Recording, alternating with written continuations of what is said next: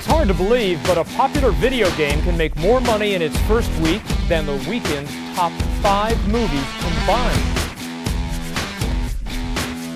Certainly one of the things I'm most proud of is having launched Medal of Honor. That game, and then subsequently Call of Duty, those games brought to life commitments that a lot of military veterans, sacrificed.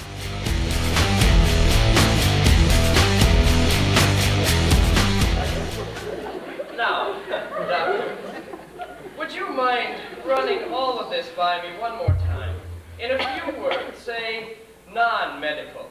Non-medical? You're shooting blanks. I first met Scott on the campus at UWSP, probably in the green room of the theater department.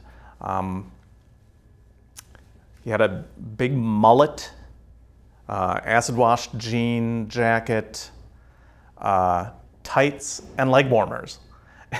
And I remember thinking, this guy makes an impression.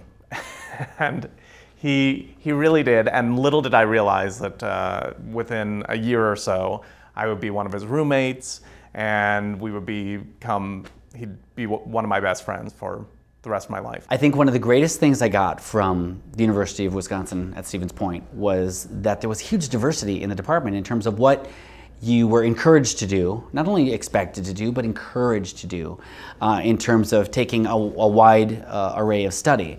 We were expected to take dance. Even if you were just an acting major, you took dance, you took script analysis, you took script writing, theater history, acting for the camera, or you would take communications courses, or so there was this whole atmosphere of you should take other things, experience other things, see what you're really good at. Scott is one of those people who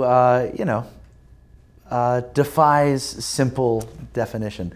No, Scott is just a bundle of energy, right? I mean, I think the 2 words that probably best describe Scott are, passion and energy. He shows up, he's always excited, he's very committed to what he wants to do, and he loves working with people, which makes him a great team leader. And, it's just very infectious. When I was first starting out, and I must have been about 27 years old, and I remember I was just an assistant producer at that time, and my producer was out of the office.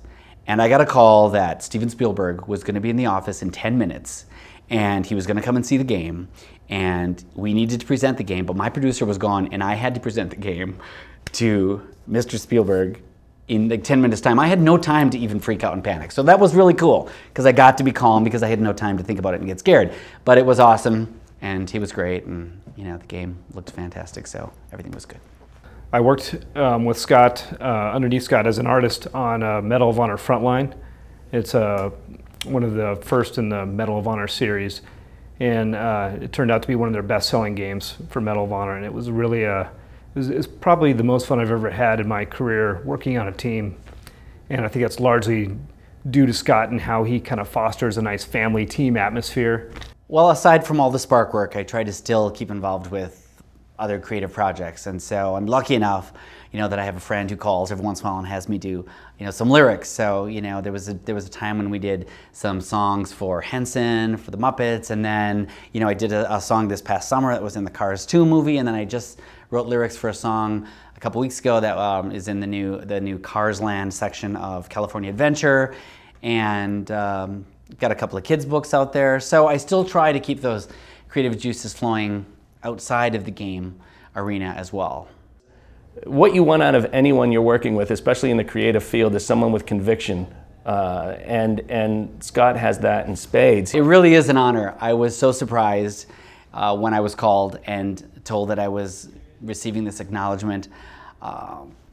It really felt good, You just keep going through life and you're working and I've always been the kind of person that there's always something next. I always have some next goal. I always have some next project.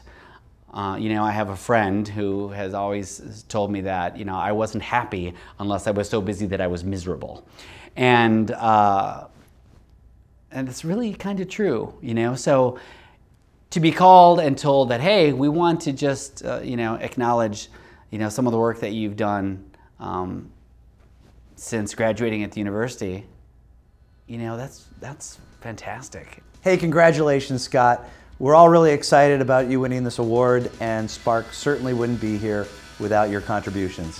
Thank you, Mom and Dad, Ken and Joyce, for all your support and encouragement along the way. And by the way, if anyone here wants to head over to Jenkins Theater after the event tonight, you can check out seat D23, which is dedicated to the memory of my father, Ken. Thank you, V, and thank you all to my friends and family, because you know I'm so lucky I have the best friends and family. They've been, you know, with me through thick and thin, the good and the bad, Scott. And thanks to all the great professors at Point. I mean, thank you to everybody who impacted my life. Not just Tom Nevins, but you know, Jim Moore, Steve Sherwin, Gary Olson, you know, Doc Hopper, Susan Rush. All these people that were there, you know, and really, really had an impact on kind of where I went and what I loved to do.